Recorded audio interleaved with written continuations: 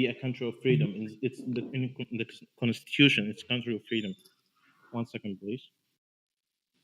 America's not a country of freedom. But I think you guys should show more empathy. It looks like a mob, literally. I think we should be more kinder. We're Israelite, if you say so. So we should be Hey more Sam, kinder. I think we've been very kind. Yeah. Just because we're questioning doesn't make us a mob. Relax. I have a question.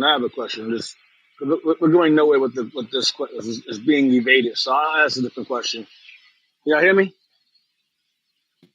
Yeah, we hear you, E. Okay, my question for Muhammad, if he's still present. Muhammad's who was Muhammad's forefather, or the Arabs' forefather in the Quran?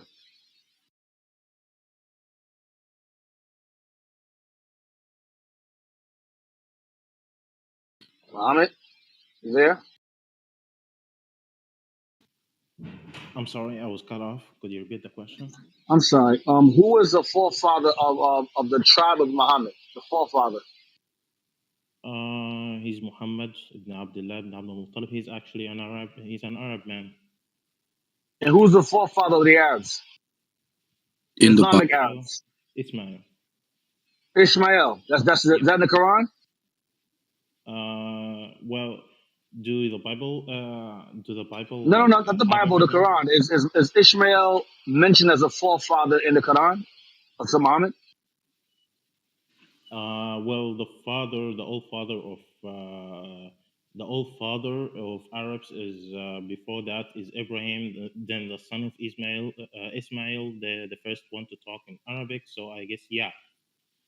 Okay, Abraham, got you.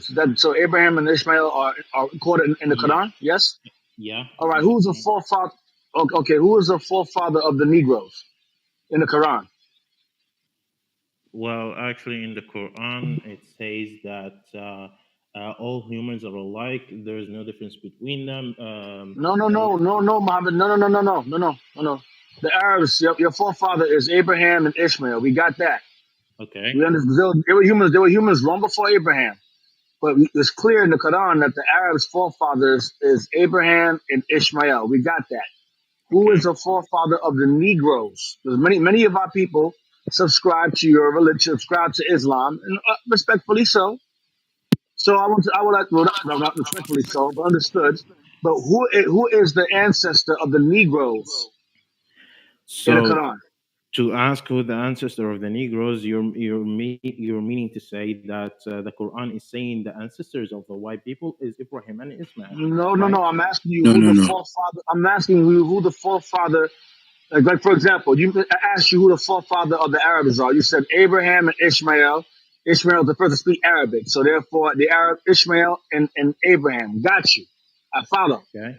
But so we have a clear understanding of descent when it comes to the Arabs in the Quran. Who is the ancestor of the Negroes in the Quran? Since many of the Negroes subscribe to that religion in the Quran. When you say that, it's like you're asking me who's my grandfather is, who's my grandfather of me, and my brother is, and I say that the name. I tell you the name of my grandfather. Then you ask me who's the grandfather of your brother. I tell you it's the same grandfather. So your question is not right. Oh my God. You get me? Muhammad, Muhammad. no. Good. I think you're falling off the horse. Let me ask you. Wait. Before Hold you on, answer the hold question, on, Muhammad. let me clarify. Let me clarify. Wait. Let me just clarify. All I asked is a simple question. You said that the forefather of the Arabs is Abraham and Ishmael. I got it. Okay. Who is the biblical forefather of the Negro in the Quran? That's all I'm asking you. Not your grandfather, but particularly, but the Arabs themselves. You said it's Abraham and Ishmael. Who is the forefather of the Negroes in the Quran? It's very simple, biblical. Who is the biblical forefather of the Negroes in the Quran? It's the same. Do you know? forefather. Yes or no? It's not the the same forefather. No, it's not. He said Who's it's the forefather? Wait. Which one? Which forefather? Which Ibrahim one? and Ismail. It's the same forefather. It's Abraham and who? He said Ishmael. You're trying to separate between the Muhammad. white No. and the black. You're trying to do that. Muhammad, listen to me. You said Abraham, right? You said Abraham's our father, Negro father? Okay, Yes. which son of Abraham are we? You Ishmael, right? Y'all are Ishmael. Which father is which one? Which child of it is out? Which child of Abraham is us? Where we I'm come not from? sure of that. I would be lying if I Okay, said I that's know that. all. Oh, you're not sure. Okay, you're not sure. I don't believe it, but okay, you're not sure. All right. All Give me right. my mic.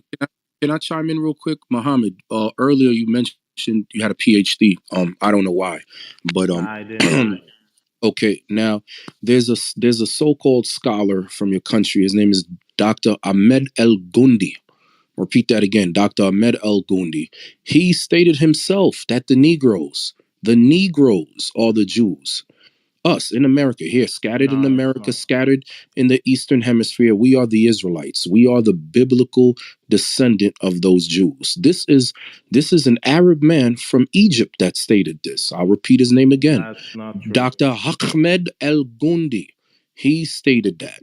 He Yeah, knows that I'm the telling Negroes, that's not he true. said that the Negroes, Muhammad, hold on. He said that the Negroes in America are the Jews. And there are many Arabic scholars who have this written in their text, in their thesis for their PhDs. They know who they enslaved during the sub-Saharan slave trade. They know who we are. They know who are these so-called black African Americans in America and scattered abroad. So I have a hard time believing that you don't know that the Negroes come from Abraham, Isaac, and Jacob. And you were correct. The Arabs come from Abraham, Ishmael, and Kedar, and whoever the hell came out of his loins. Mute my mic. Was the question ever answered why Muslims enslave black people? And because they run around the bush. Then nobody's, Wasn't not one it Yeah, Muslim wasn't has answered that yet. you're gonna tell me that I'm lying, but I wasn't given the opportunity to answer that question. So I because you told you ain't answer the before. question, Muhammad. I Yeah, told I'm you still in the waiting first. for my answer, Muhammad. Look. I told Go you ahead in and the answer, first. Muhammad. So you keep saying I didn't answer and trying to answer, Go and ahead, go ahead, you go keep ahead, go ahead, interrupting sir. me. Go ahead You and keep answer. interrupting me. You keep interrupting me. So I told you before in the Constitution of the United States, it's still in that every man is free, but in the same time, no one obeys that, and black men are getting killed every single day. Am I right? That's why Black Lives Matter is actually going on in the United States right now, and there is Muslims in the Black Lives Matter. So you're telling me that Muslims are enslaving the black people, but every single one, every single race in around the world is enslaving the black people. As that's not right in Islam. That's why you're Okay, all going to pay. who are gonna be? That's right. Who? All of you are going to pay for enslaving God's people. We can read about that in the Bible too, if you want. Okay, That's so right. I am against. I am trying to like fight the enslaving of the black people. So I am gonna pay. Answer me Yeah, that. everybody, Yes, you should. all all Arabs are going into slavery. Muhammad, that's what the Bible says. All Arabs are going into slavery. All so-called white people, all the nations are going to be servants to So the Israelites. every Arab that is currently Arab right now, or every single one that their ancestors were Arab No, before. no. Hey, can, We could read it for you out of the Bible. I Get, know, I know, get Revelation. I know you can read it, but tell me this, Well, no, no. riddle me, riddle Here, me this. I'll do a better, Muhammad. I'll do one better for you. I'm not a Bible scholar. I'm not a Bible scholar, so reading this to me wouldn't make a difference. No, I'm trust me. It's asking plain. you. It's plain I'm to asking. understand. Look. I'm asking Revelation you chapter this. 13, verse 10. This is very plain to understand. You don't have to be a scholar. This is easy. I guarantee you, Muhammad, if you put your son or your daughter on this chat right now and we read this to them, they'll be able to understand it. It's very plain to understand. Revelation chapter 13, verse 9 to 10, please. Revelation chapter 13, verse 9. If any man have an ear, let him hear. Muhammad, you have an ear on your head. It looked like he ran away, but we'll read it for the rest of the Arabs in the audience. You all of you have ears on your head, on the side of your head. Go ahead. He that leadeth into captivity shall go into captivity. But the Bible says, "He that leadeth into captivity shall go into captivity." Whether you agree with it or not, it wasn't one, two, three, four, or a handful of people that led the or spearheaded the sub-Saharan slave trade, it was a nation of people, Muhammad. It's not one, two, three, four, or five people who are in Egypt today, Libya today, Mauritania today that are enslaving blacks. It's a group of people. It's a nation of people. Even those who turn a blind eye to it, whether it be your next door neighbor who knows what's going on, who's not saying anything, whether it be somebody who sits in parliament, who are putting things into legislation to make it easy for these sheiks and these other Arabic people to remove people's identity from them, that being green cards, visas, passports, so they can't flee. Everybody is guilty. Every single last person is guilty. That's how God judges. God says, "He that leadeth into captivity shall go into captivity." Read. Come on. He that killeth with the sword must be killed with the sword. Must. So God is not asking. Even some of us who might want to have compassion on a person or a group of persons, God don't give a damn about our feelings. He says they must be killed with the sword. And that's gonna happen when Jesus Christ makes his second return. I'm gonna mute my mic. Hey, Right. can I May I also? I'm sorry. May I also? I want to read an excerpt real quick. Just to clarify. Can y'all hear me? Am I coming in clear? Yeah, you're good. You're good. All right. Let me read this real quick. This is an encyclopedia. This is on Africa. It says social conflicts. Warfare and headhunting have been social conflicts, both now controlled by European governments. The greatest military organizations were those of the Maasai in East Africa and the Zulus in the South. In their homie, West Africa, women called Amazons formed part of the standing army. Slavery was due to raids of Arabs and Hamites on Negro communities. So I want to make this point clear that historians understand that Hamites, indigenous Africans, and Arabs were instrumental in the rounding of slaves by attacking Negro communities because Negroes are not Hamites. Now, what I want to also read real quick, if I may, is an excerpt as well regarding what took place after these Arabs and these and Hamites got a hold of the Negroes in the Negro community that they raided to establish slaves. This is a book called Crania Aegyptica, published in 1844. We were still slaves by a man named Samuel George Morton, M.D., an archaeologist slash craniologist. Okay, and he writes here based upon the skulls he found in Egypt.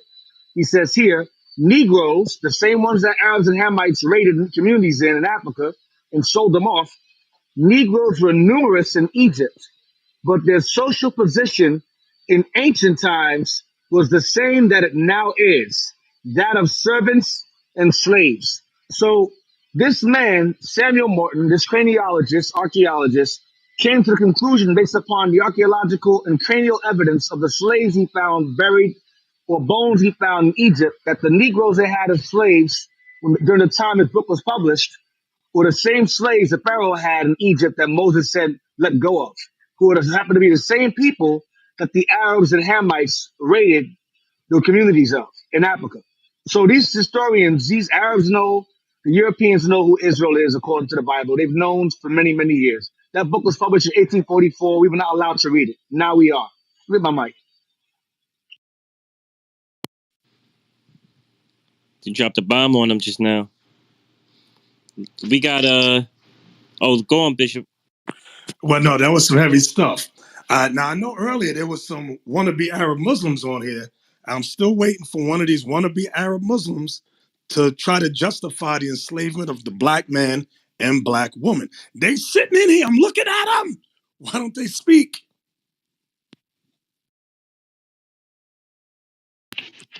Hey, Bishop, you done? You done with that?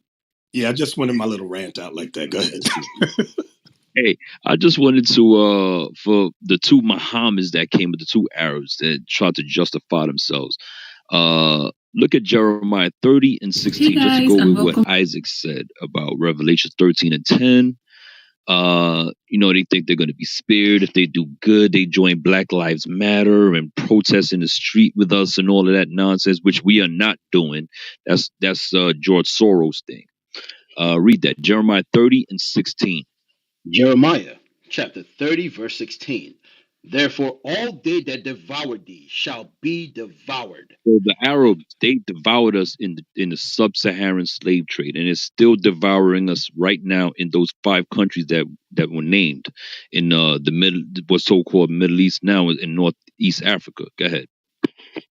And all thine adversaries, every one of them shall go into captivity. So it's plain. It didn't say some of them. It doesn't say if you're going to be nice to us. It says every one of them are going to go into slavery. That's what the Bible says. So that's what it is. It is what it is. I mute my mic. Just wanted to get that off. I got some information right here as well. Hello? Let's hear it. Yeah, yeah, we hear you. Oh, We hear you, E. Nah, he dropped off for a second. Okay, can I get Deuteronomy 32 and 8? Because if you notice, you know how Christians do this universal unity of all mankind, and it's BS because the black man is still lynched, incarcerated at a phenomenal rate, murdered on the street. And then Muslims come with this same baloney about this universal religion for all the world. It's BS. They ignore what the Bible tenets state. Read that. Deuteronomy 32, verse 8. When the Most High divided the nations their inheritance, when he separated the sons of Adam, he set the bounds of the people according to the number of the children of Israel. So the children of Israel got the best inheritance, and God separated the sons of Adam. That's what Christianity rejects. That's what Islam rejects. The separation of the races. That's how God always intended it. The Tower of Babel went against God's command and tried to unite all nations and the goal was to overthrow God himself. America got the same tenet of ancient Babylon to all come together to overthrow God of heaven. It's the same evil. And many of our people have that mindset. And if we don't wake up from it, we're going to be lost and doomed to destruction when the Son of God returns. I'll mute my mic. real quick, can I get Deuteronomy 28, verse 45? Deuteronomy 28, verse 45. Moreover, all these curses shall come upon thee, and shall pursue thee, and overtake thee, till thou be destroyed, because thou hearkenest not unto the voice of the Lord thy God, to keep his commandments and his statutes, which I commanded thee. So as the bishop was saying, our people don't come out of these doctrines. They're going to die here. But our forefathers, even back then, Israel had the same mindset of rebelling against God and following other nations and their idols and their philosophies and their traditions. So it says the curses of God that pursued us based upon that rebellious action. I'm going to show you right here. This is a group of people in Africa called Haratins. Haratins. That's plural. Haratins, plural. Haratani is singular. It says are a group of indigenous dark-skinned Africans inhabiting the parts of North Africa and the Sahel. They are found in Mauritania, Morocco, Western Sahara, Algeria, Tunisia, Libya. These are Muslim countries, by the way. Morocco, or known as a Maghreb, or known ancient times as Black Land. It says Morocco, Western Sahara, Algeria, Tunisia, Libya, Mauritania. It said they speak Berber languages. I'm gonna get to the point. The Haritan have been and still commonly are socially isolated throughout the Maghreb, living in segregated Haritan-only ghettos. They are commonly perceived as an endogamous, meaning they only marry themselves, or an endogamous group of former slaves or descendants of slaves. They adopted Islam under the Arabs and Berbers and were forcibly by Arabs and Muslims, recruited into the Moroccan army by Ismail ibn Sharif, Sultan of Morocco, to consolidate his power. Traditionally, many members of the community, them, have held occupations in agriculture as serfs, herdsmen, and indentured workers. I'm going to go down to a point. 1 second. It says, regardless of whether they were technically free or not, they were treated as socially inferior in the communities they lived in, being denied the right and ability to own land. They historically survived by accepting a patron-client serf-slave relationship either as domestic servant or as sharecropping labor. I'm going to get to the point. They have historically inherited their slave status and family occupation, because it's passed down from grandfather to father to son, have been endogamous and socially segregated. Some communities differentiated two types of slaves, one called abid or slave, or a haritin, freed slave. They're free because they have certain privileges. So these people here, these Haritans, are found in these communities today, and known in ghettos, found in Morocco, found in Tunisia, found in Algeria, found in Libya as well, in Western Sahara. These are the curses that also a family linked to them is known as the Nawa people. They were also bought up, they were also enslaved and sold by Arabs as well, or Muslims as well, and brought or remain in these lands in the same servile slave conditions that we are brought over here today. We were brought over here in this side of the world, and their population is 40% of the population. There's 1.5 million of them over there. All right. So these curses follow us wherever we go. Wherever you find our people, you will find these same conditions as God has said, pursuing us. My mic. Hey, let's hear from Simi real quick. Welcome to the stage, Simi. Where you from? Thank you. I'm from the U.S., Minneapolis. Okay, Minneapolis. Yeah, I know you wanted to say, chime in or say something. Let's hear it. So I am from a background of Islamic religion, and when I got to my 20s, early 20s, about a year ago, I decided to leave the religion, but I didn't come up front with my friends or family members yet. And I'm still in the process of learning, so hearing all of this stuff is very, very interesting. Thank you. Where's your parents from, if we may ask? My mom is from East Africa. Sis, why did you want to leave the religion?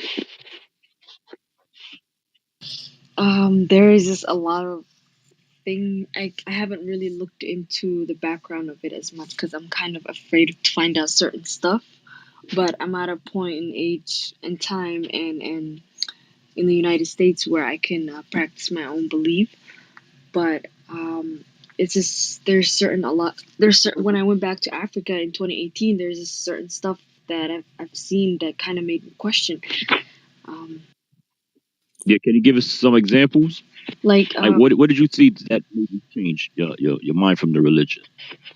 like when, for example, like most of the girls go through something called Sunni and Shia, where like genital mutilation, number one. Yeah, like And they call it like a circumcision, right? Something like that.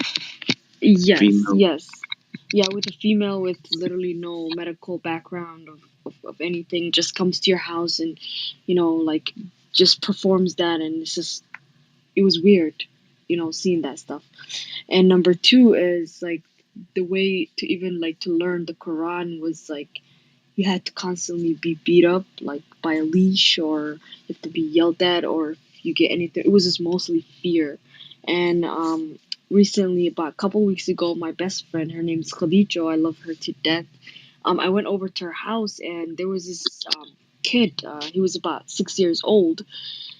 He comes to me and he literally told me that a grown ass man called Imam literally told this kid that I noticed his eyes were a little bit closer, like his eyes were not as normal, just his was more of closer.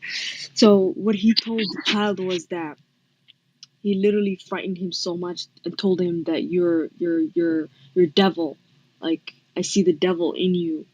And this is someone else was telling me this, and he literally runs to me and cries like he's scared. He's like, I'm scared, I'm scared, I'm scared. Like the imam says that I'm a devil. Like, how do you tell that to a child? So a lot of things just made me question. So sis, a lot of Muslims say Islam is a religion of peace, but according to you, who was in the religion, that not what you saw? I would say the men are protective, extremely protective, but there's a lot of alarming consequences that people don't really, um, they just let it happen, And and another it's thing, another thing. How did the on that east coast of Africa, where you're from, East Africa, how did the religion get there? We were somehow, somewhere colonized because we had By back home who? in East Africa, we had oil, we had a lot of fish resources and camel. Colonized by who? We were colonized by Italy. Okay, What good. country are you making reference to? Ethiopia? Eritrea. Eritrea. Okay, Oh, that's right. Or the that's right Ethiopia. beside it, Okay, right? go ahead. Go ahead.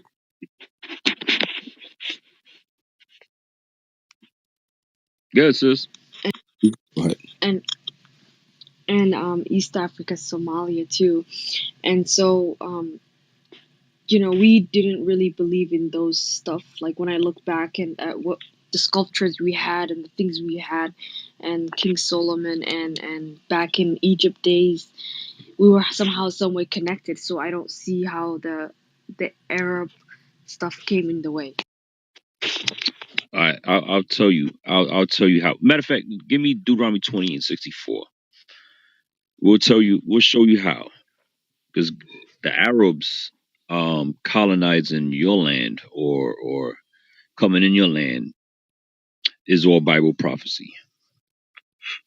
Watch this. The book of Deuteronomy, chapter 28, verse 64. And the Lord shall bring thee, and the Lord shall scatter thee among all people, from one end of the earth even unto the other, and So there, the children of Israel are scattered in all lands right now, right? And there, go ahead. thou shalt serve other gods, which neither thou nor thy fathers have known, So even wood and our, stone. our fathers are serving other gods. We're serving Islam from Iraq. We're serving white Jesus we're serving Christianity with the white Jesus. All right, those are the two biggest religions. It said wood and stone. The two biggest religions: wood representing the Christian cross, and stone representing what for Islam? The Kaaba stone. Right, those are the two biggest religions on the earth. So this is how you guys now got introduced to Islam, is through slavery, through genocide all over Africa. That's no secret. That is how in most of these Muslim countries in Africa, that's how they became Islamic, is by slaughter from the Arabs. Right or wrong, sis? Say again? Yes, that's correct. I mute my mic.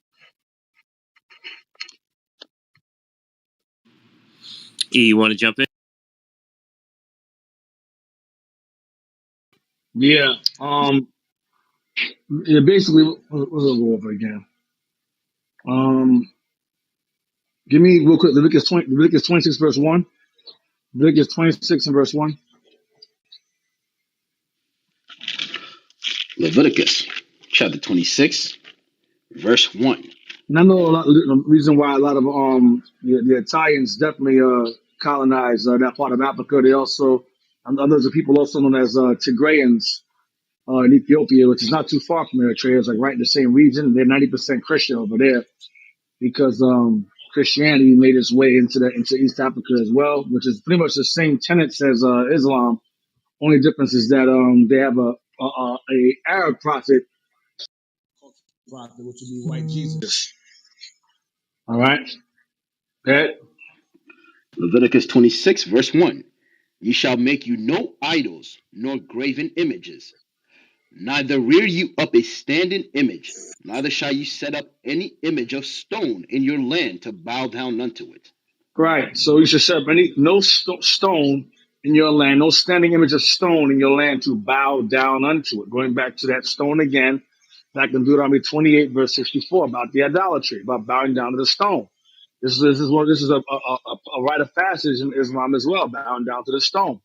So Israel was told not to do this. This is a custom that was around before. When you examine the history of Islam, they had many gods. They had a plethora of many gods the Arabs had prior to Muhammad introducing it, because Muhammad had encountered the Jews during his travels. He was a camel driver, He encountered the Jews because the Jews were an omnipresent people during his travels, and he began to learn different tenets and laws and commandments that we brought to his attention in the Bible. And so he took the tenets and customs of the Bible he learned from the Jews, and he began to push his own ideology. And he basically told his brothers, his Arab brothers, why are we worshiping all these different gods?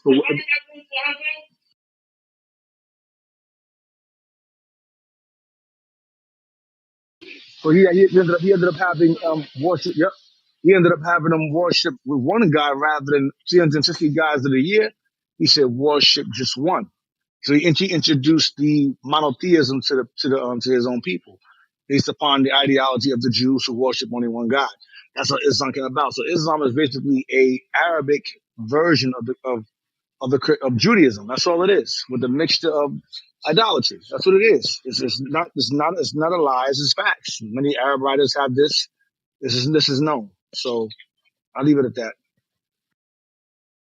Um, I would like to say, didn't Muhammad say he got Islam from Bilal, which was supposed to be like a black man? You mean an No, angel?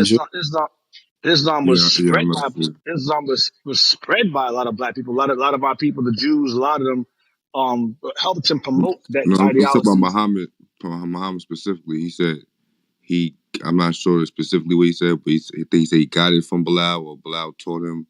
Like yeah, What Muhammad are you making the reference prophet, to? the prophet Muhammad in the Okay, Quran. he said he got it from the angel Gabriel, which is not true at all, because he's not an Israelite. He's a descendant of Ishmael. All of the prophets were Israelites. There's no prophets that are of another nation when you read the Bible. And then even the Apostle Paul warned us about that. I believe in Corinthians 11, Ibuka.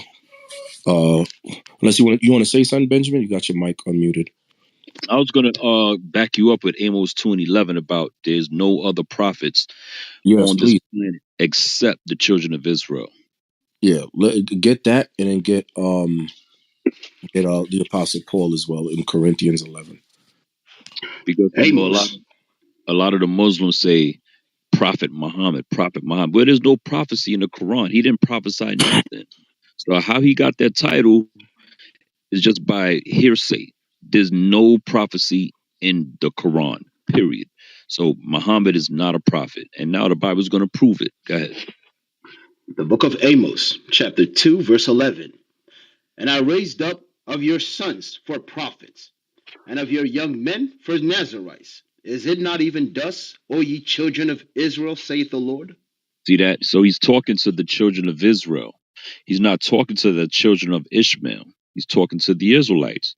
So this is the book that the Muslims say they believe in, which is the Bible. They say they believe in the Bible as well as the Quran. Well, guess what? The Bible just told you that there's no other prophets but the children of Israel. So Muhammad, by default, can't be a prophet according to the Bible.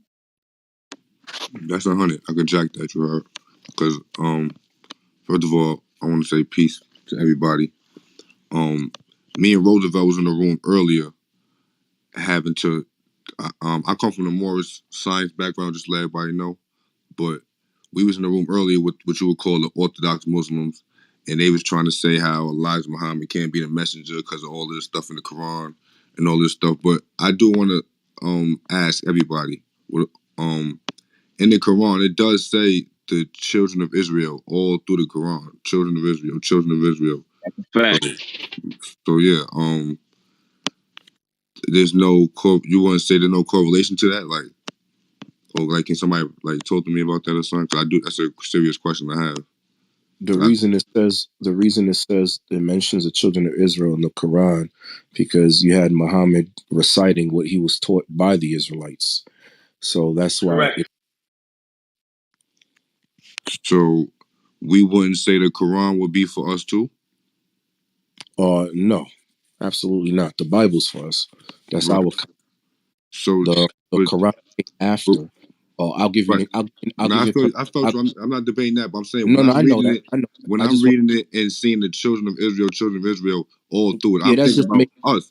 I'm thinking because about all of us in this room. So yeah, no, I feel you. I'm just giving you a little bit more. I just wanted to elaborate on it. I'm not saying you're trying to challenge it or nothing. mm, It's remember the Quran came many years after, so it's making reference to a book that came before that was recited by a man who met Jews on many of his travels, like E explained earlier. Um, that's like somebody saying, "Well, is the Book of Mormon for us?" Because you have the Book of Mormon that talks about Native Americans being the Israelites, which they are the descendants of Israel. But the Book of Mormon is not for us either. You understand where I'm coming from? yeah, that's a fact. That's a Yeah, fact. Okay, so with that being said, I mean, I will leave with this. Like, not leave, but this is my last statement. I would like to say, like I said, I come from the Moorish Science Temple or Moorish Science background, whatever you might want to call it. And what Drew Ali brought to us with that, Islam is an old religion. It's an old time religion. So what Muhammad brought about was around that date, 600 AD, the boom boom. But there was Islam way before that. Like Islam is way older than that. So with that being said, that's yeah, it I can't is. really jack that the Arab made it up or nothing like that. Yeah, it is. It was older than that, and they had about 300 and something gods. So what Elijah did, what Muhammad did, was he took away all of those gods and said, well, we need to be monotheistic, like the Hebrews, like the Jews, and serve one God. So they kept their star crescent or whatever. They kept their moon god. So they got rid of all the other gods, the frog god, the bear god, the tree god, the sand god, the wave god, and Yeah, they just I definitely what's going on. That's a fact. So I was in the room, I was in the Nation of Islam room, and they were saying I haven't really dove that deep into the Quran, but they were saying that in the Quran it states that these Arabs are the second wave of Arabs, and the first ones was swarthier and darker. So yes, they're correct. They will right, call, so this Yep. call right, so this is what I'm saying. How could it be? So well, how is it not our situation? not all black people are the same. Noah had three sons. Do But you know their names? no, I No, don't. no, But Noah Islam is black. not the black man religion. Is the name of the room. So that Okay, well, that's where I'll the explain. confusion is coming I'll, from. I'll explain it. When we talk about black man, we're talking about the black man in America because this is where we're based. We do know Clubhouse is somewhat international, but we're talking about the black man in America. Those scattered in the diaspora. That's what we're making reference to. Now, as far as the color black, Noah had three sons, which made up a whole bunch of different nations, and all of them were black. Ishmael, who was the original black Arab, he had many sons. One of them in particular named Kedar, and the word Kedar means black. So when they said these are the second waves of Arabs, correct? Those dark skinned black Arabs later intermingled with the Ottoman Turks, thus and Greeks, thus producing what you see today in Egypt, Yeah, all over the in Middle East, Arabia, in Iran, all over. Iraq, all over. Mm-hmm. So absolutely, but the seed of Ishmael is still here today, and they're going to be judged when Christ returns. All right, 100. But here, that's how you say it. Yes, sir, it is. How's it going? How's it going, Bahir? Where you from? I'm from the United States. My background is Nigerian though. Okay, all right, all right. So, you are of you believe in Islam? I don't want to argue from a religious standpoint. I want to. I guess I'll start with the question. Islam is not the black man's religion. Could you give some background on that?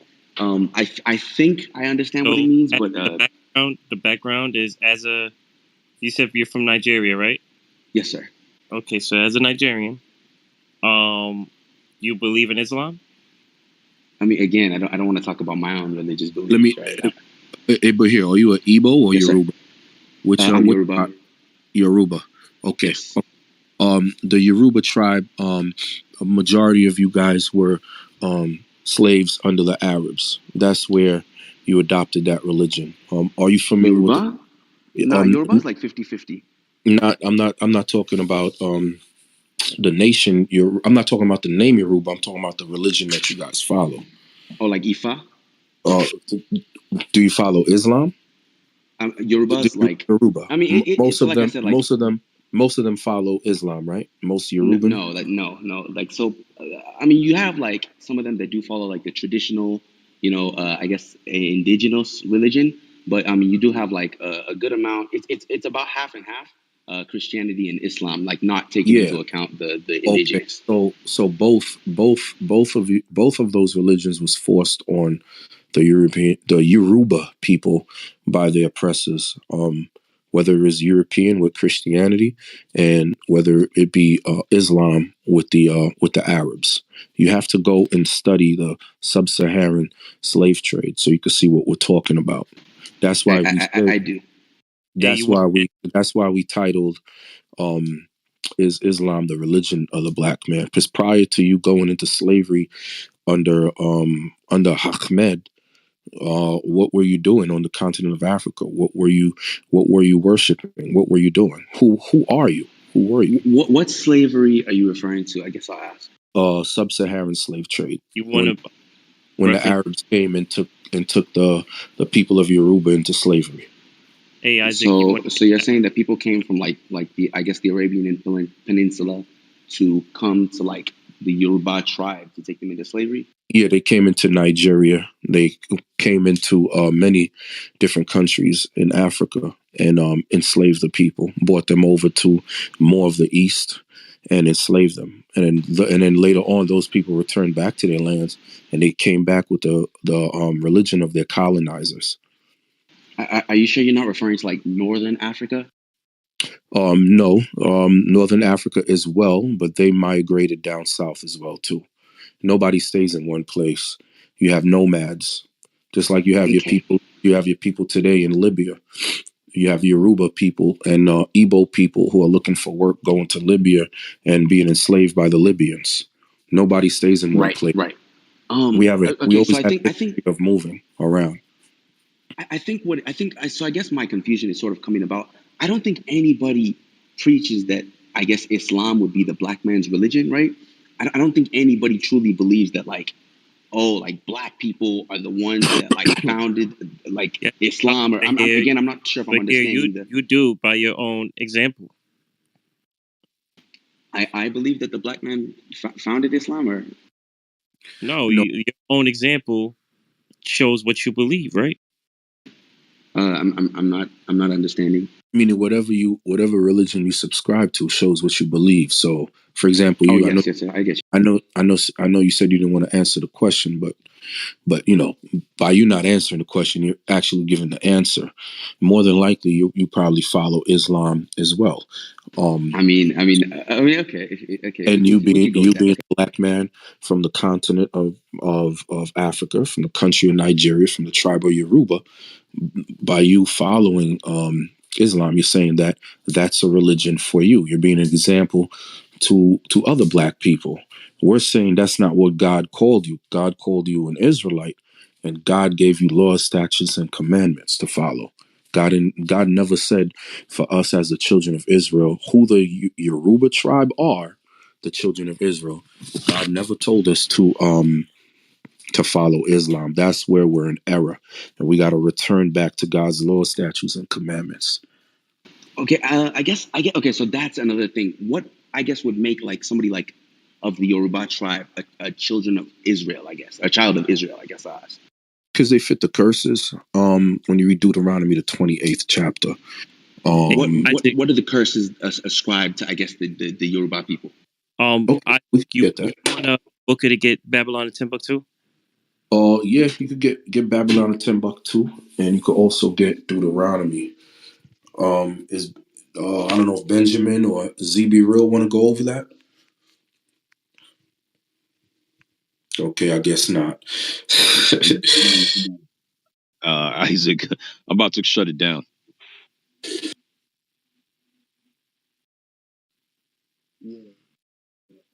It's long. It's long. Hey, Z, we can't hear you. Can you hear me? See, you wanna go over that, or Hello, you hello. you want me Can to you hear read? me? We got Can you hear me? Hananiah as well. Hananiah. Can hear you. Can you hear me? Oh, Yes, okay. sir. What you say?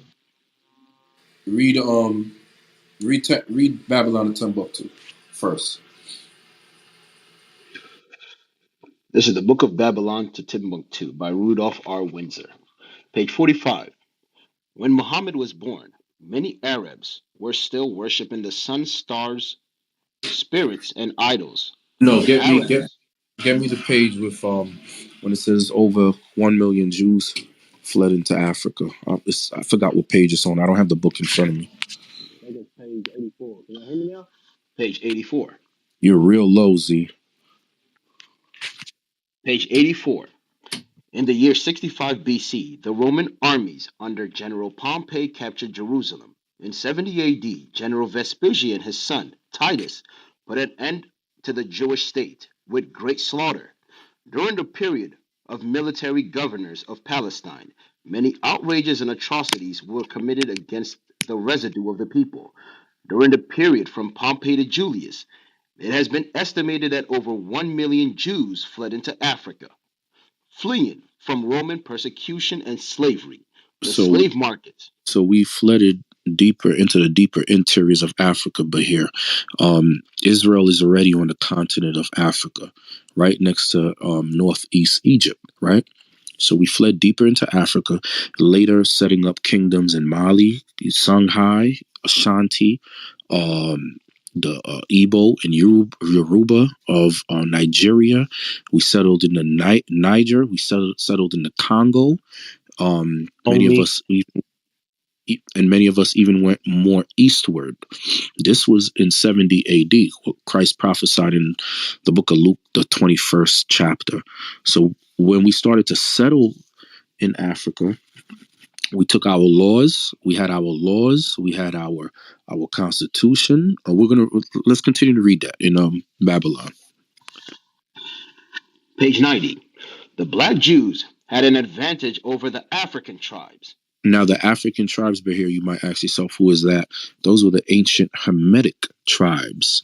Like when you hear about the Canaanites and the Pharisees and the Jebusites, those black people came from Ham. They weren't Shem, they came from Ham. We're Shem. Those people came from Ham. Those were ancient Hamitic tribes that were already on the continent. So we migrated amongst them. And God says we had an advantage over them. Not only our laws, but other things as well. Read. They carried their culture, history, laws, and written records with them. This assured them a constant precedence for a development of a higher social organization. So Because of this, you see that word says a higher social organization. Wherever we went to at that time, yes, so we were higher people. Remember Deuteronomy 7 verse 6, God says the Israelites are above all people, not only because of first and foremost because of God's laws, but for other things as well. All the ways of knowledge was given unto Jacob. Read. because of the stability of the black Jewish culture, the Jews were not absorbed into the autochthonous population. In fact, the Jews absorbed some of the native tribes. The Jews So made at use of. first, that's what happened. We weren't absorbed into the other tribes, but through the process of time, what did we started to do? We started to develop an affinity of the other nations. So we took them amongst us. We married their daughters.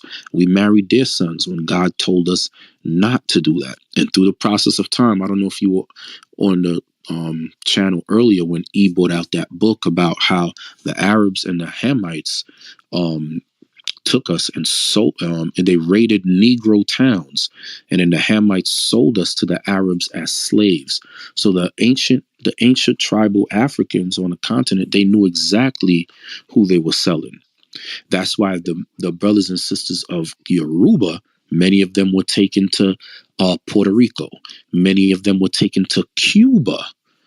Okay, which is the tribe of Ephraim, and then you have the tribe of Manasseh. Okay, so the Yoruban people were scattered through the four corners, and that was the transatlantic. But before that, you had the sub-Saharan, When the Arabs came in, they took the Igbos, the Yoruba, and some of the Fulani as well, and then they took them as slaves and enforced Islam upon them. Now you could read about that. Give me Deuteronomy 28. Let's just touch the key points. Just jump to verse 68 and then get me 64. Deuteronomy 28, verse 68. So And this the is what Lord, God told the Israelites, Bahir. God told us, look, if we break the commandments of God, this is Moses talking to us after he got the commandments from God. He says, look, if you break God's laws, this is what's going to happen to you. This is just one of the many curses. Go ahead. and the Lord shall bring thee into Egypt again Hmm. with ships, by the way whereof I spake unto thee, So thou shalt. how did the Yoruba tribe get over there to Cuba?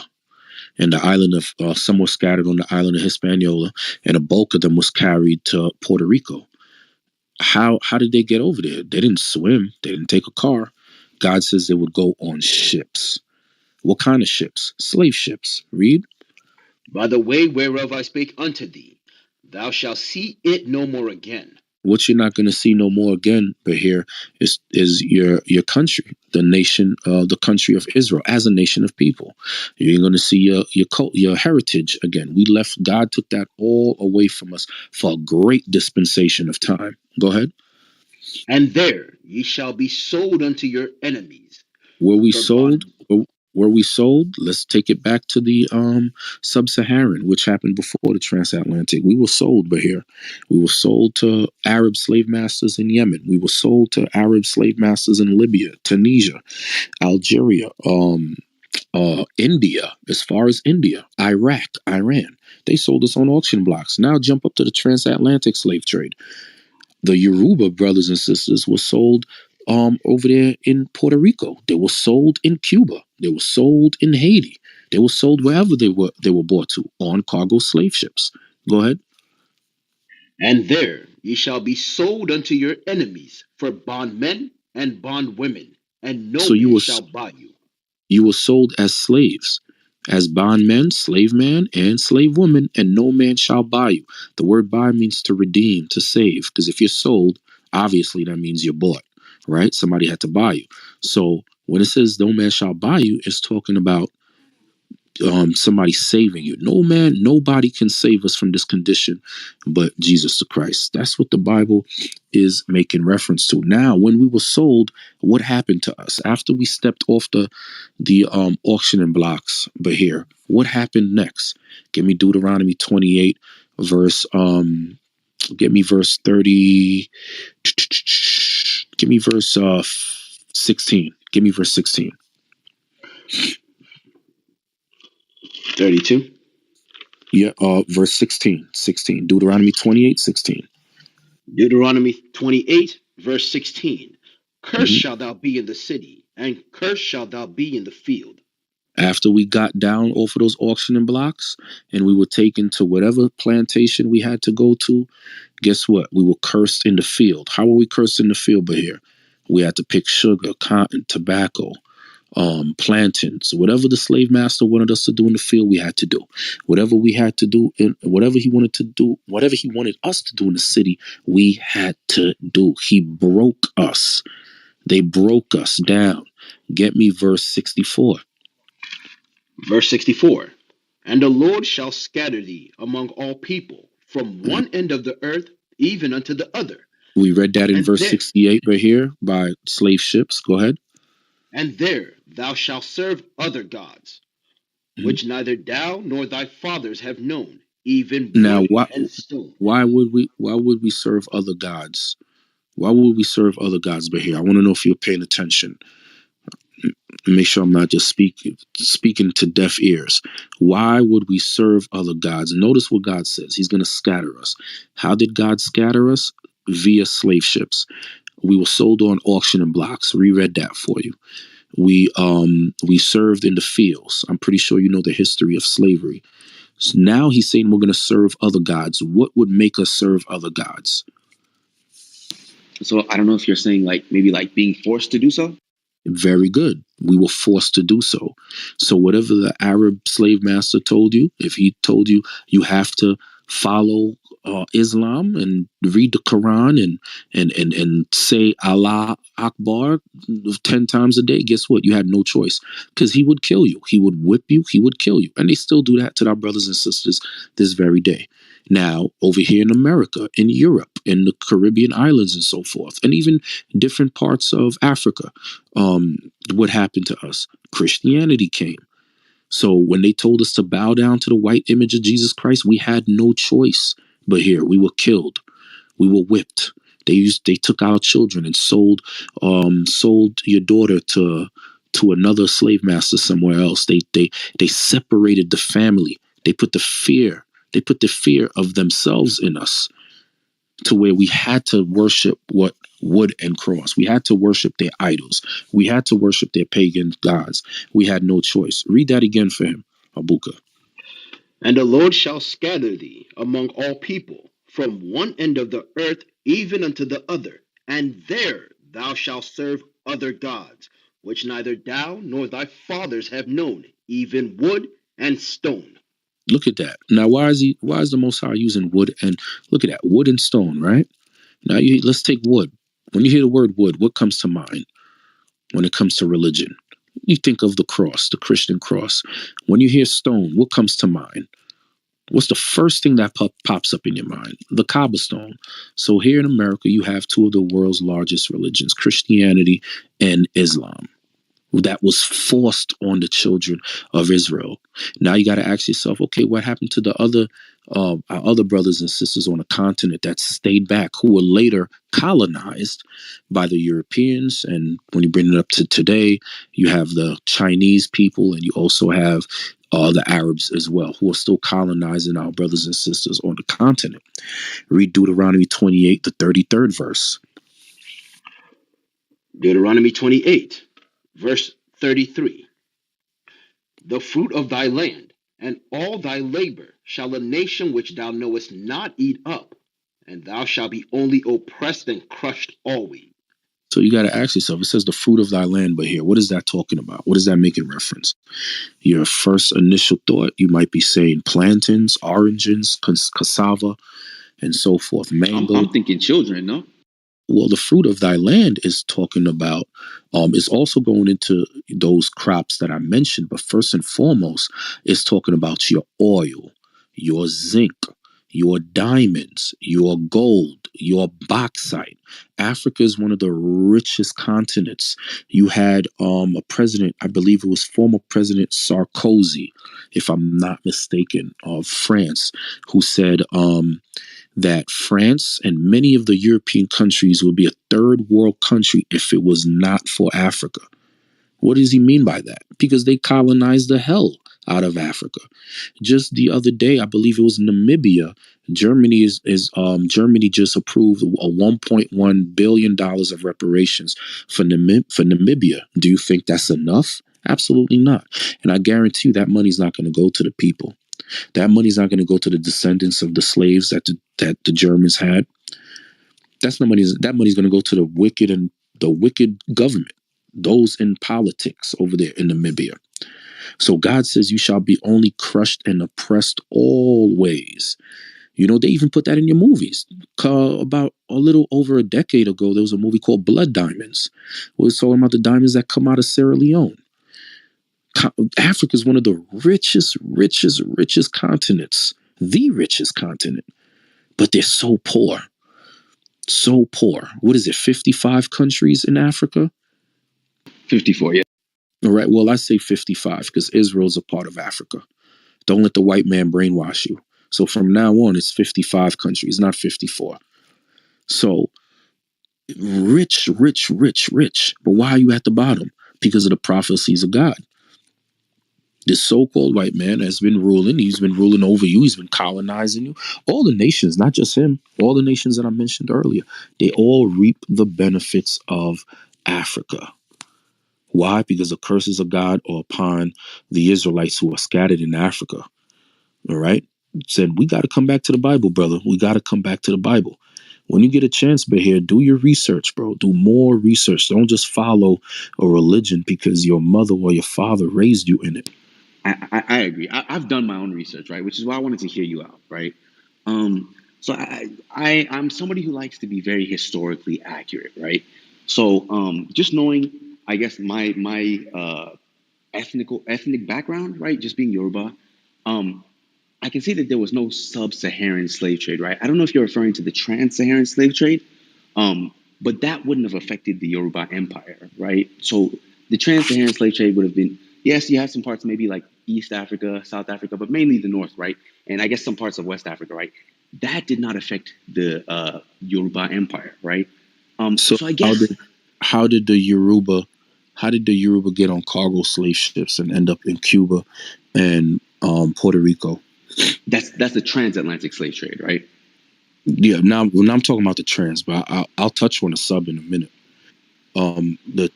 The transatlantic, how did they get there? If you're saying it didn't touch that empire, No, I'm saying the Even trans-Saharan slave before, trade didn't even touch the even Yoruba before Empire. that, remember a lot of those slaves had Muslims and Muslim names. 100%, yes. In the transatlantic slave trade, 100%. No. Before the transatlantic, but when they found the slaves, before they put them on the ships in West Africa, many of the slaves had Arab or Muslim names. Are you saying before they put them on the like ships for the transatlantic slave trade? Correct. Yes, 100%, yes. so he's saying that for a reason. Why was that? Why? How did that happen? So before that, right, you would have had the influence of Islam, right, in West Africa, right? At that point in time, there wasn't the influence of Christianity yet, right? But what you're gonna have, right, is, like you said, people are nomadic, right? So you're correct with that, right? Especially, I believe the Hausa and Fulani groups are especially nomadic, right? But you're gonna have merchants coming from different countries, right? So some might leave somewhere like, well, I don't want to say like Nigeria, right? Because Nigeria wasn't a concept at that point in time, right? But that area, right? Going to different places, right? So they might end up converting from where they came from, and they might bring back, right? Because like I said, they're nomadic, right? They might bring back their religion, and other people take a liking to their religion, right? And you might have had like influential people. You might have had like King Mansa Musa, right? Who was Muslim, right? Obviously, he's a king. He's very influential. His people might become Muslim. So it's things like that. So that's why at the point in time of like the transatlantic slave trade, right? You'll see slaves, right, getting onto those ships with Muslim names, right? Because they were Muslim, right? So that's where that influence would have come from. Okay, but are you saying it's correct for them to be Muslim? Because What do you remember, mean? these are the children. I mean, that's just These are the, that's their belief. I'm not going to say it's correct or not. yeah, but these are the children of Israel we're talking about. God didn't tell them to be Muslim. I mean, again, I'm trying to look at it from a because obviously, right, you're using the Bible, right? The Bible is a heavily biased source, right? I'm trying to look at I'm trying to be as objective as possible here, right? So yes, I mean, I understand why you're saying they will be the children of Israel by your standards, right? But again, I'm trying to look at it objectively, right? You, So I you mean can't say you mean Not by his standards. you mean by God? What Many God of the said history books say the same thing. say what. that the Yoruba are Israelites. What Those history of the book says that? tho- those of the transatlantic slave trade. Those are the sub-Saharan slave trade, whose communities were raided on, says that they are Israelites. There's many books to prove. Again, I'm not sure of the sub-Saharan slave trade that you're referring. Like to You my you knowledge, nothing like that has you ever just existed. don't know. That's it. I mean, again, I study this history, and this is also We my know history, right? we know you study history, but you didn't study it to the fullest, and there's still major gaps in your understanding. I mean, again, I think y'all are referring to the trans-Saharan You slave you trade rather think than. you think, I but we're mean, because telling you there's no such we're thing as a talking about sub-Saharan slave trade. before the trans as well. No, I'm not saying the transatlantic. I'm saying the trans-Saharan slave trade, right? Not the transatlantic slave trade. And y'all keep mentioning the sub-Saharan slave trade, right? The That's what I'm saying. trans and sub are interchangeable. No, sub-Saharan means below the Sahara, right? We know that Trans-Saharan it means means throughout. below, but the trade spanned above and below the Saharan. That's what I'm trying to say. Yes, like I said, you have like small segments in maybe like East Africa, Southern Africa, but again, majority it was Northern Africa, and you had some parts of West Africa, right? But like I said, the Yoruba Empire was not touched by that. And we hear what you're saying, but that's Of not course. that's not historically accurate at all. I, I So I'm what I'm telling you, like it is historically accurate. You're not showing any proof. I mean, okay, let me pull up some sources.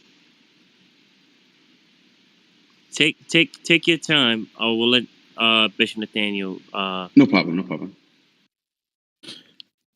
I just came back, Carlisle, so I don't know what's going on, so I'm just listening. He's trying to prove that the Yorubas were unaffected by the spread and forced indoctrination of Islam before the No. transit. I'm not saying we were unaffected by the spread, right? I'm trying to say that in the trans-Saharan slave trade, that was where they were not affected by the trans-Saharan slave trade, right? So a lot of the implementation of like Islam in like I guess the Yoruba Empire, right, would have been through like merchants, traders, things like because the Yorubas were very heavily like trading people, right? So that's where you get the intermixing with other groups of people, and that's where you could have seen the influence of like Islam come into play there.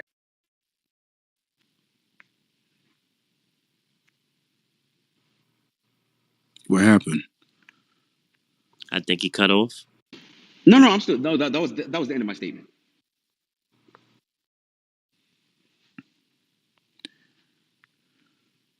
All right, I'm confused. So he's saying that he's saying that the Yoruba were affected by the spread of Islam, or they were not affected. Correct. I'm saying, of course, right? You have like I said, almost 50% of like Yoruba people will be probably like 40%, right? Okay, right. Oh, But you have quite a significant portion of Yoruba people are Muslim today, right? Also Christian, right? But what I'm trying to say is that it wasn't due to like Arab slave trade. Like it wasn't the trans-Saharan slave trade that caused that shift to Islam. Is what I'm trying to say. But of course we were affected, right? Like of course there are Muslim people that are Yoruba today, right? all right, that seems like contradictory to me, but okay. So I'm assuming that you're referring to the influence before the sub-Saharan slave trade from the time of Mohammedans. Is that what you're making reference to? I mean, there would have been influence there too, but I'm not even talking about. What I'm trying to say is there was no sub-Saharan slave trade, right? There was a trans-Saharan slave trade, right? But that did not affect the Yoruba Empire.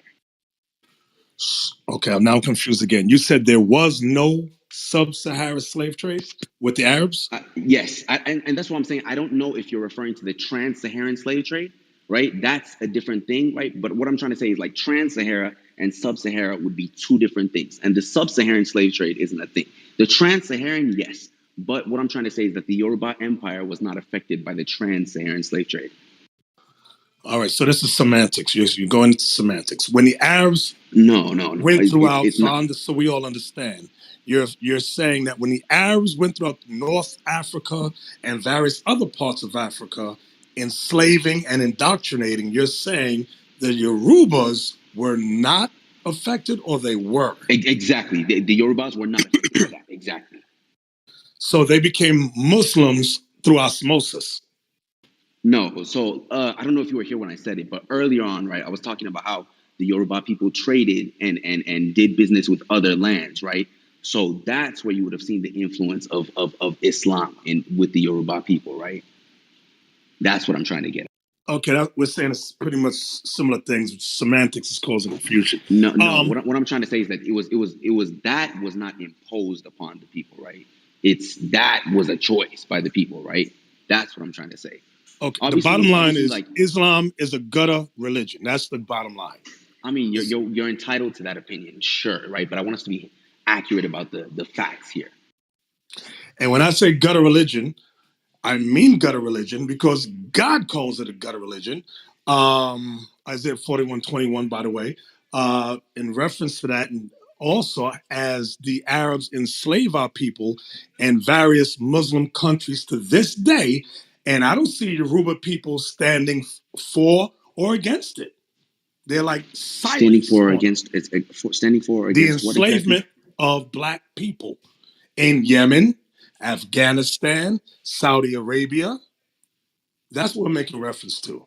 The enslavement of black people to this very day verifies that Islam is not the religion of the black man or black woman. I mean, so again, I don't know if you were here earlier when I came in, but again, I don't think anybody is arguing that Islam is the black people's religion, right? That's I don't think anybody is arguing that, right? What I'm trying to say is that the methods in which Islam would have entered like the Yoruba But here, Empire, for example. by your example, you argue it first and foremost. Second, you keep contradicting your statements by playing. I'm not contradicting anything. All right. Sounds contradictory to me, and I just got back in. I mean, I understand that it might sound, but I really want you to hear what I'm saying, right? Nah, What I'm trying to you. say, But here, what I'm you trying to got to say is listen that to yourself. One day, just I'm listening to myself. record yourself, and play it back so that you can learn what Carlisle, you're doing. trust me. No amount of scrutiny that you are giving me now is nothing, is anything compared to what I give myself, right? In comparison to, especially before entering rooms.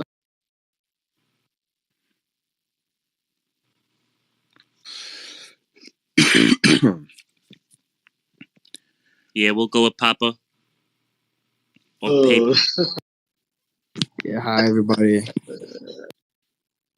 So how does this go? Do I just introduce myself, Yeah, or introduce because yourself, where you're from, and just jump into it. yes, my name is Papa, as you can see, and I'm originally from Senegal. I'm currently residing in the United States as a student, and I just wanted to chime in because I was in the audience. It's a pretty interesting talk that you're having here, and I just heard like some misinformation that I wanted to clarify because sometimes I feel like people get the misconception of Arabs and Islam. Those two things are very different. Like a person can be Arab and not be Muslim. A Muslim might not necessarily be Arab. So we talk about enslavement of black people, of course, Arab people have long done the enslavement of black people up till the birth of Islam. It was actually Islam that kind of got rid of it in the Arab nation because they had slaves. And when they found out that Muhammad came with these statements that the master and the slave were the same under the eyes of God, that's what brought them to be chased down from Mecca and took them all the way to Medina, where they lived for throughout the rest of the days of Islam. So I just want to point out that even to this day, when you say that there is slavery in Libya and many other Arab nations, it's not because they do it because Islam told them to do so. It's just the Arab people who live there. That's their nature to enslave people, and everybody knows that that is wrong. Everybody advocates for it, but that does not mean that Muslims enslave black people. It's Arab people who do that. I think it's necessary to do the distinction. Like Arabs are a whole ethnicity, if you want to call it that. And then Muslim is just totally different. It's just the religion that happened to be born in the Arab nation, but has nothing to do with the Arab people. It's a religion that is free for anybody to adhere to, just like Christianity or any other religion. So I don't think religion is based off of an ethnicity or off of a race, but it's just a religion that anybody could join if they are convinced enough that this is their religion that they want to adhere to. Okay, I want to point out the inconsistency and contradiction of what you said. All right, You go said, ahead, please. although Islam started with the Arabs, it is not an Arab religion. Uh, and that's a contradiction to me. It started with the Arabs, but it's not an Arab religion. Even when you look in Zondervan's Bible dictionary under Ishmaelite, it tells you that the Ishmaelites are all those that practice the religion of Muhammad, which is Islam. So although you have, I don't know if you're a Muslim yourself and you're trying to justify and make excuses, can we read Sirach 32:17? Ecclesiastes 32:17, please. Ibuka, come on, wake up. Yes, sir. The book of Ecclesiasticus, chapter 32, verse 17. A sinful man will not be reproved, but findeth an excuse according to his will. Right. And this is what I noticed with Muslims and Christians. Just as black Christians try to justify or ignore the atrocities put upon black people today, I see Muslims do the same thing when it comes to that religion that they're in. They make excuses, they try to justify, they run around the bush. That's what we've been seeing all night. I'll mute my mic. Can I respond to that? Oh, let Isaac jump in. All right. He could go ahead. I want to hear his response first. Okay, so it sounds like he didn't hear me, that I'm not justifying any acts that people are doing. I just want to make the distinction of Muslims and Islam. So he said that people from Ishmael are often called the Muslims. That's because Ishmael is one of the forefathers of Arab people. So, like, if all Arabs converted to Islam, that makes sense that you say that um, people from Ishmael became Muslim because they are the Arab people. If you follow their lineage all the way to Abraham, that's where Arab people came from. And we're not, again, we're not trying to justify anything. I heard somebody said that they left Islam, which anybody is free to do so. And the explanation they gave was said that we Muslims in East Africa do something called Sunni and Shia, and that's the excision of female genitals, which is absolutely wrong, because Sunni and Shia actually means two groups that are within Islam, within the Muslim community. Sunni was the ones who followed the first caliphate of the Prophet Muhammad, Abu Bakr, and Shia are the people who follow Ali, who was the cousin of the Prophet Muhammad. So those two, she called the excision of female genitals Sunni and Shia, which is completely wrong. And the excision of genitals is not So, the Pop, practice that has been introduced by because Islam. you're It is comparing cultural. It is wrong, cultural in many, many nations. that It means has that nothing to do with Islam. justified? Does this mean now that you're justified? And I'm that not justifying. Okay, go ahead. Go ahead, please. no, I'm just saying you're bringing out where that young lady was in error, if she was in error, but you still haven't addressed the topic. Islam, is it the black man's religion? Now, you, by your example in following it, you're making it clear that it is the black man's religion according to your belief and your actions and your example that you're following. Now, I'm gonna let you jump in real quick. Well, you know what doesn't make sense to me is that the trans-Saharan or sub-Saharan, however you want to title it, based on direction or where the ships came from, where they disembarked and where they landed, it's still the Muslim slave trade, because the Arab men that were on those boats and who enslaved us followed a religion called Islam.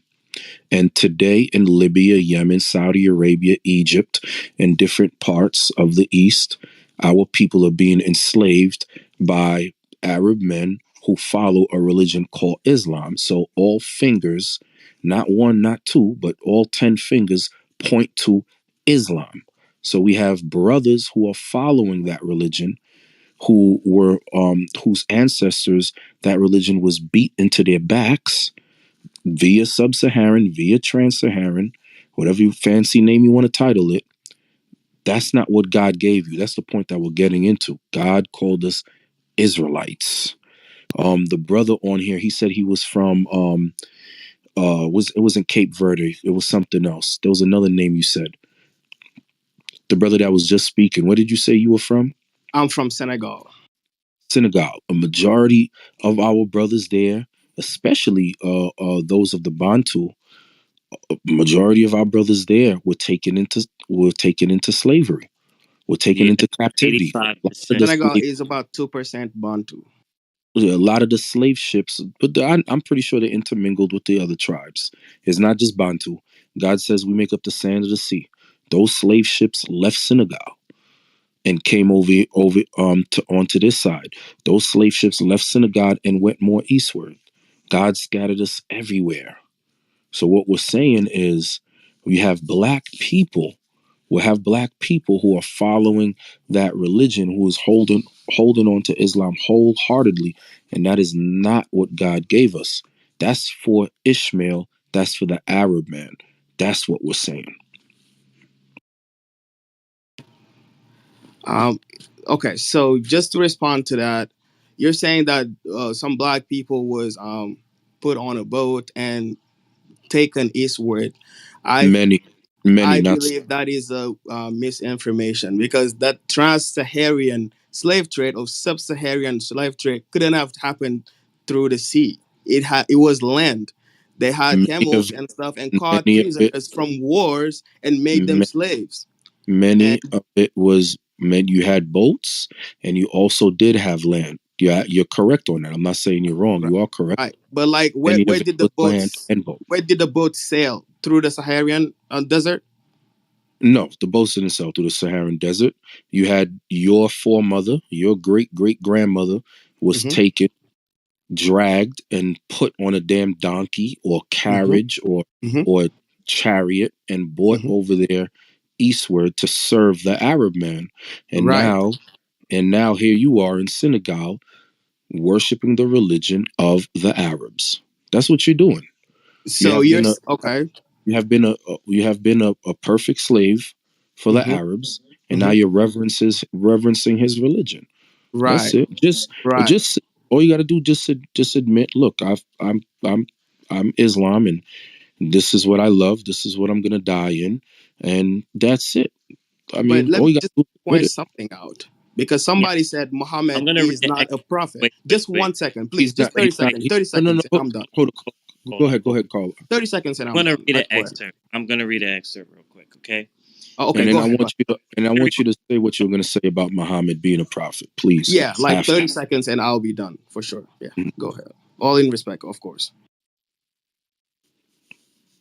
So can I go ahead or? go, go, go. Yeah, Okay, yeah. yeah. Go ahead. So I heard somebody said that Muhammad was not a prophet because there's no prophecy in the Quran. So that's where the misunderstanding comes from. The Quran is not Muhammad's word. This is God's word. So we cannot judge Muhammad, his prophecy of the Quran. He just transmitted what was transmitted to him.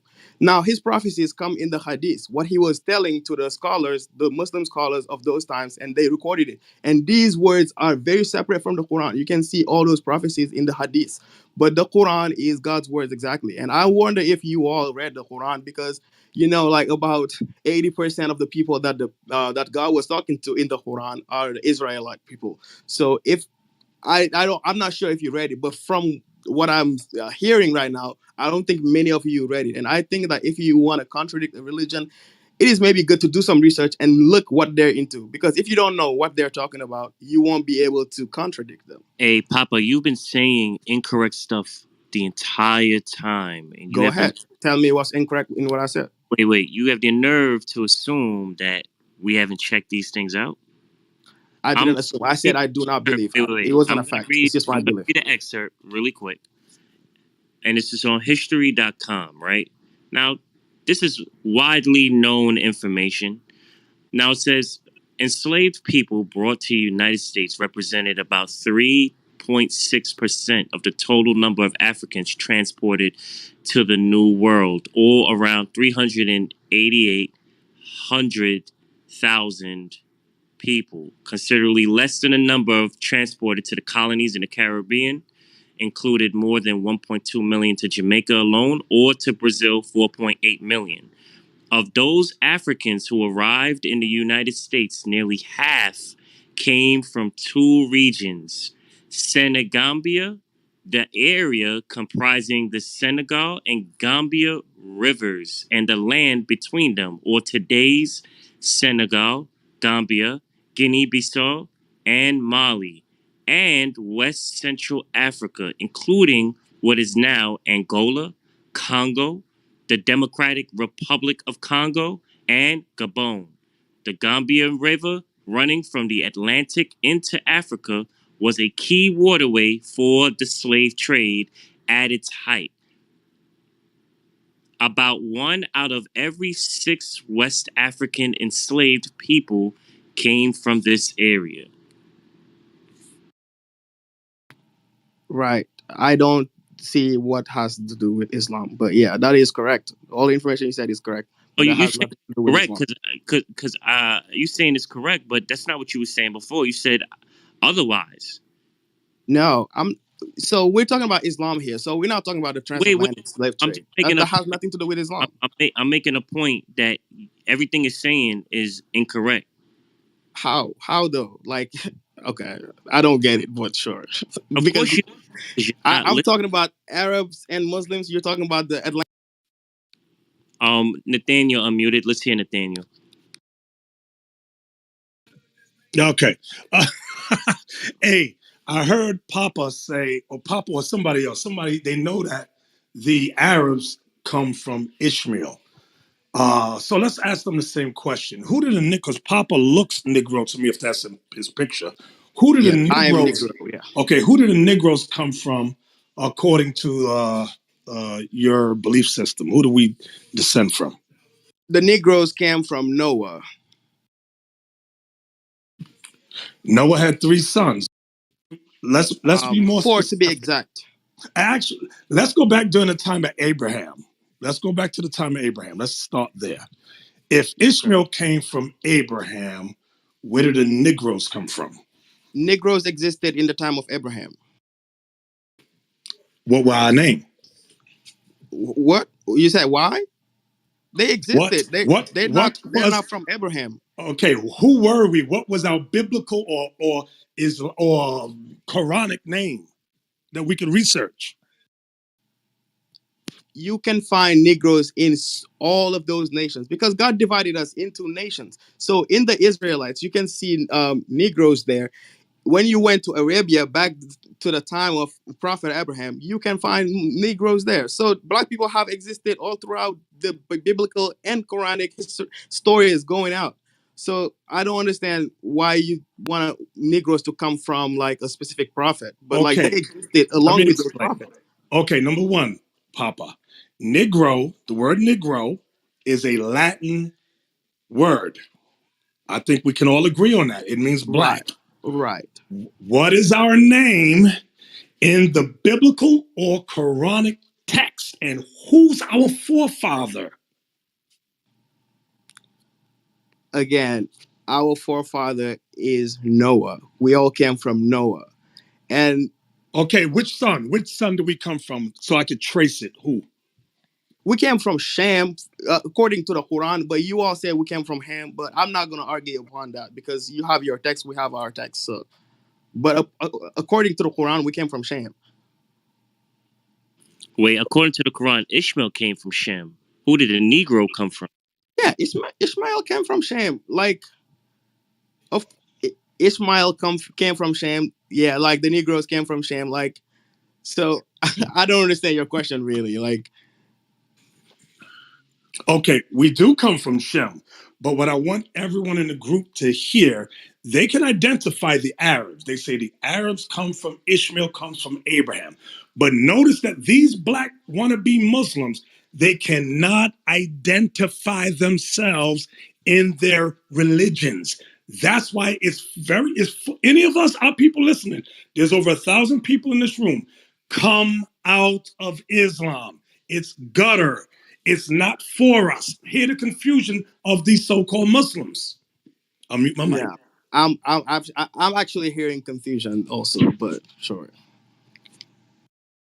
Because I noticed that every time I try to answer the question going towards the Muslim, Papa, I hear again the transatlantic slave Papa, trade. It has nothing to do with Papa, Islam. We need to be Papa, consistent out here. Papa, Okay, Isaac, go ahead. Papa, Papa.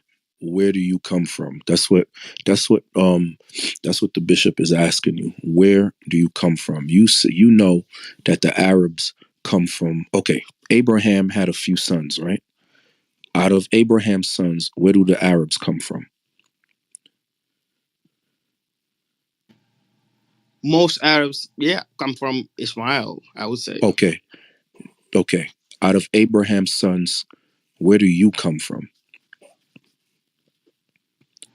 So if you ask me that question, like out of Abraham's sons, it means like at some point in this world there was only Abraham and his sons. That's what you're trying to tell me right now, Duh. which is not That was true. a that was a All right, horrible all right, answer, go ahead. Papa. Yeah, that is not true at all.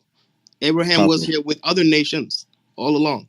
Okay, so what nation, the other nations that were here, where do you come from? You being a Where do I Negro. come from? Being a Senegalese person in Senegal, we came from the migrations of like from Egypt all the way to Senegal. So And are you saying that I we're can we're, point e- out some we're references where you can. Egyptians? We So are are. we Egyptians? Are We we are. Nubians? Are We we are. Sabians? So which one? Sabians, Ethiopians, Egyptians? Which one? We are Nubians. No, we're This, not as far as Nubians. I know, from all in West That's Africa, incorrect. Senegal, and you can. I have references. I don't know if you know about Shea Antojob. If you did some research about all this migration of black people, you know where how he traced it back. And he is one of the most Papa, renowned black anthropologists. Papa, But you will not hear his name Papa. just because he is African. We're not Nubians. We're not Egyptians. We're not Sabians. We're not Canaanites. We are Israelites. We descend out of Isaac. You are We not. descend out of Isaac. You, Isaac, are not. If you Hey, So deny, how can you Booker, if you prove that? can deny can I There's kind the Ishmael, you deny there, Isaac. there it is. There it is right there. You might have a little bit of ham in you somewhere too.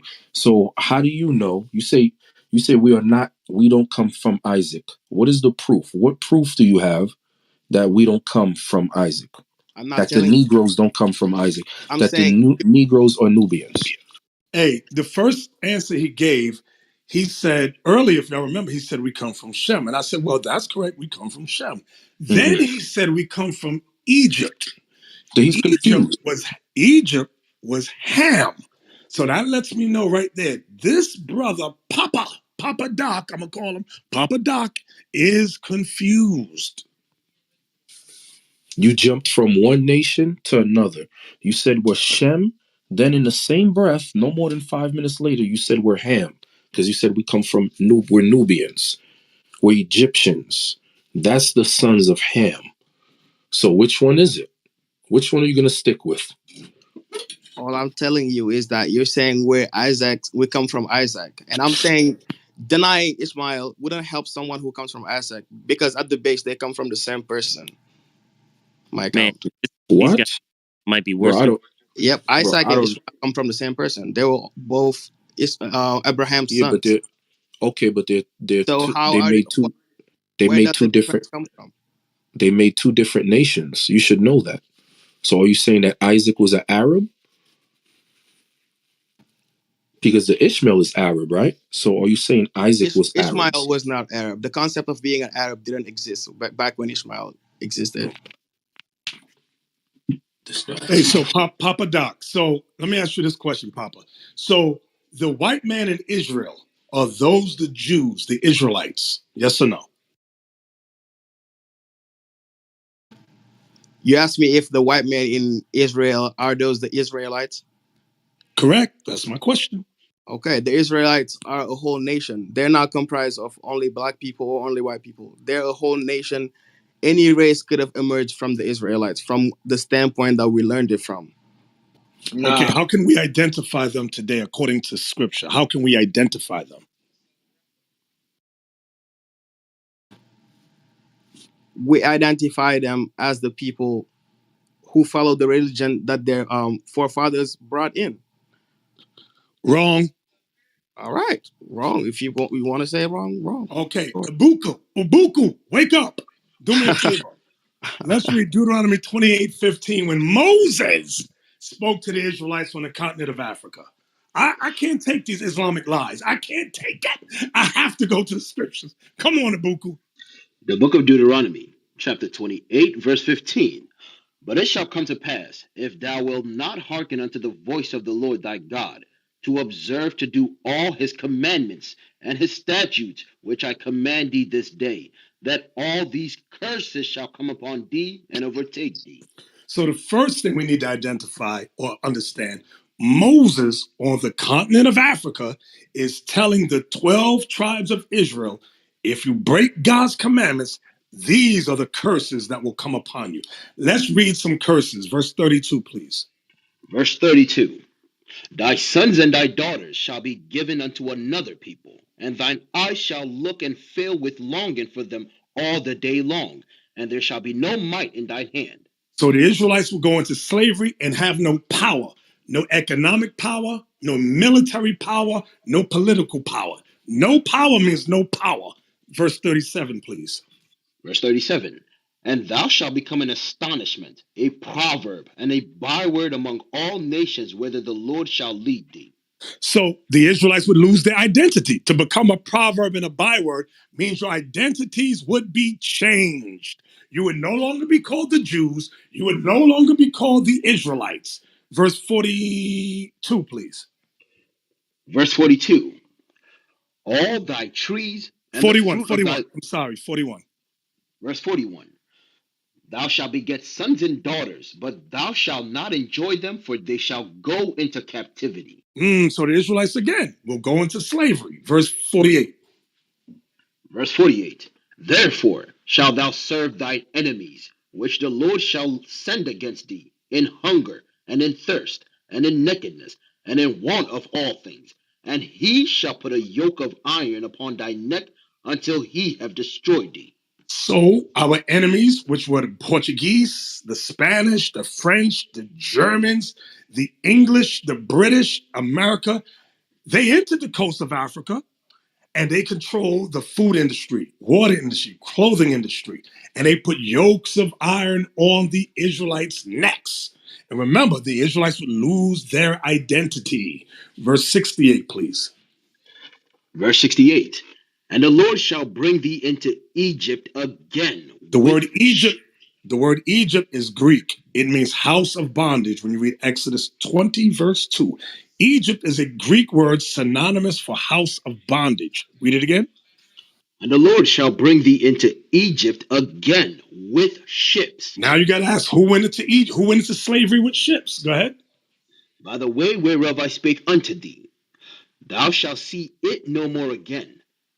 And there ye shall be sold unto your enemies for bondmen and bondwomen, and no man shall buy you.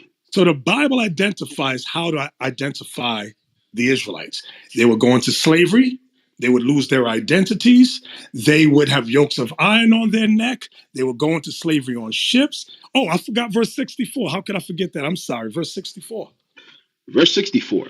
And the Lord shall scatter thee among all people, from one end of the earth even unto the other, and there thou shalt serve other gods, which neither thou nor thy fathers have known, even wood and stone. So you had the Arabs coming with the whether you call it sub-Sahara, trans-Sahara, I don't give a damn Sahara. The Arabs had a part in that. Then the white man came with the transatlantic and enslaved us.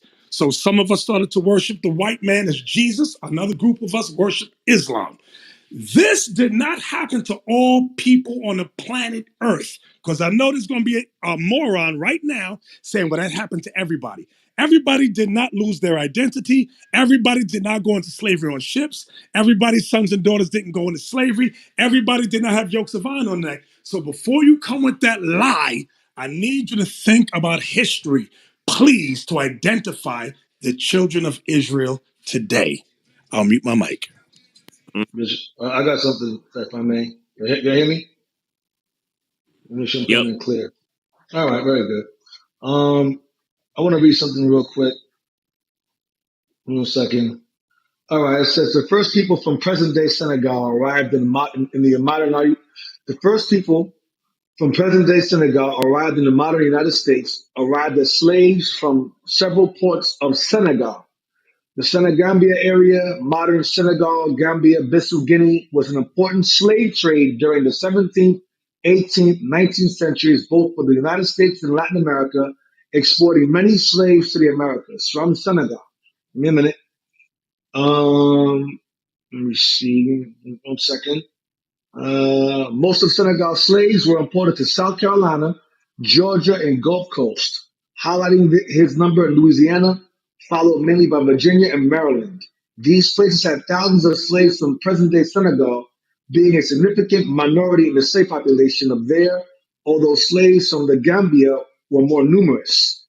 Okay, so people of Senegal were brought over here as slaves. Now, read something real quick. It says a book written here called The Black Image in the White Mind. It says the racial significance of Egyptian tomb inscriptions. We mentioned that we are Egyptians. So this is a man by the name of Samuel Morton. He was a craniologist. He studied the skulls of the Egyptians or Nubians and the skulls of Negroes. He says in Crania Egyptica, published in 1844, Samuel Morton, pointed out that both cranial and archaeological evidence showed that the Egyptians were not Negroes. So Egyptians are not Senegalese people, as abolitionists and colonizationists had maintained, as slave owners thought, and that in fact blacks have been relegated to the same servile position in ancient Egypt as in modern America when that book was published in 1844.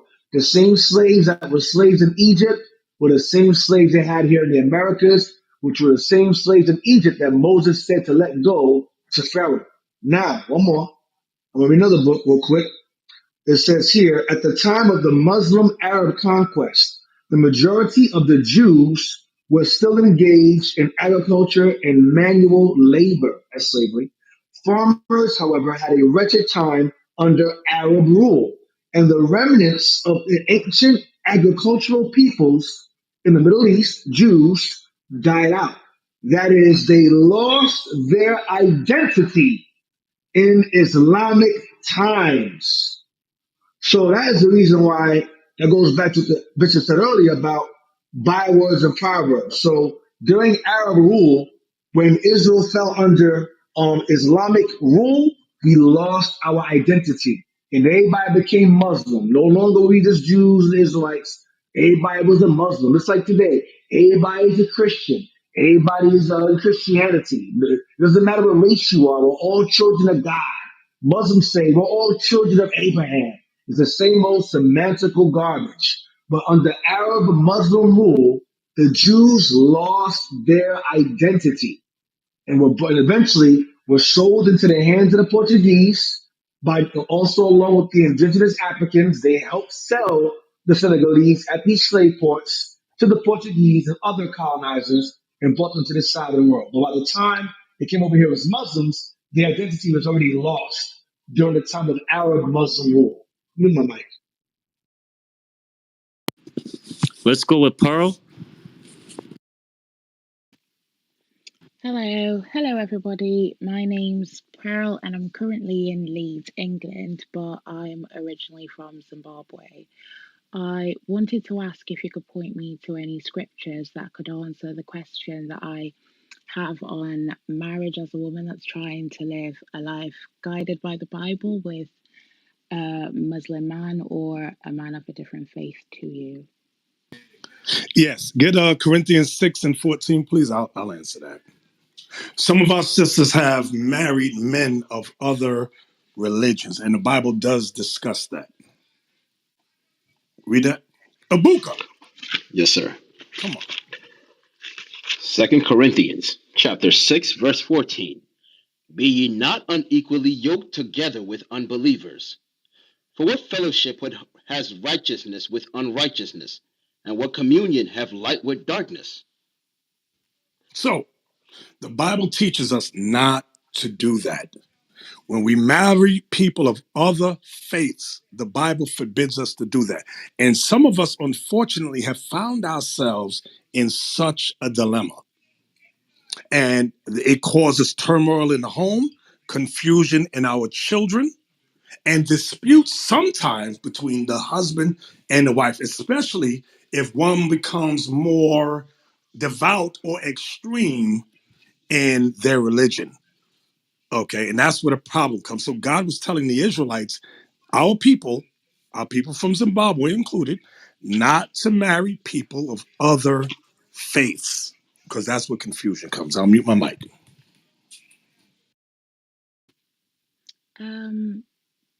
That sort of answers my question, and I've got another question as well. Obviously, I do understand what you've just stated. I read somewhere in the Bible, I think it's First Corinthians chapter 7, verses 12 to 16, where it speaks of like non-believers. Like if you're a man and you marry a non-believer and they're willing to like stay with you, then you should allow them. Could you just like expand a little further on that? Yes, ma'am. Let's get that. Ibuka, wake up, Ibuka. Give me that. 1 Corinthians chapter 7, verse 12. But to the rest speak I, not the Lord.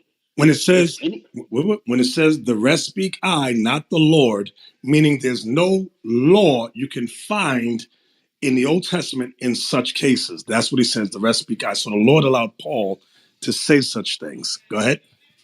if any brother hath a wife that believeth not, and she be pleased to dwell with him, let him not put her away. Okay, let's deal with that. If I have a wife, right? Let's say I'm an Israelite, my wife does not believe, but she's pleased to dwell with me.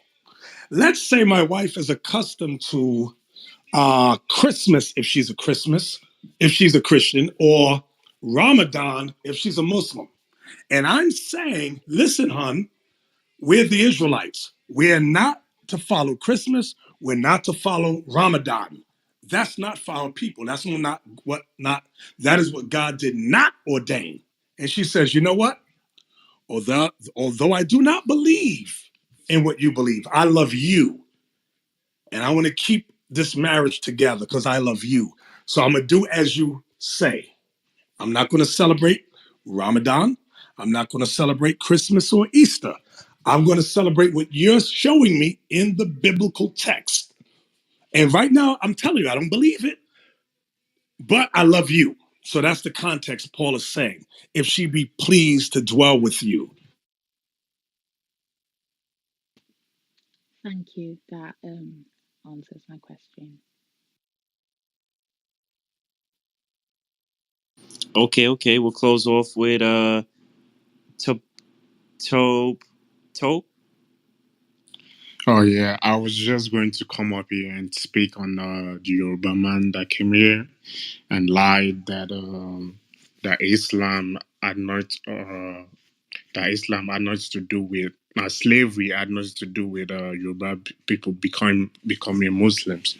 But I think the topic has changed, so I don't know if you still want me to respond to that. No, if you had a statement, let's hear it real quick.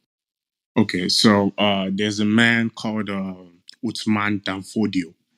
He started what they call the Sokoto Caliphate.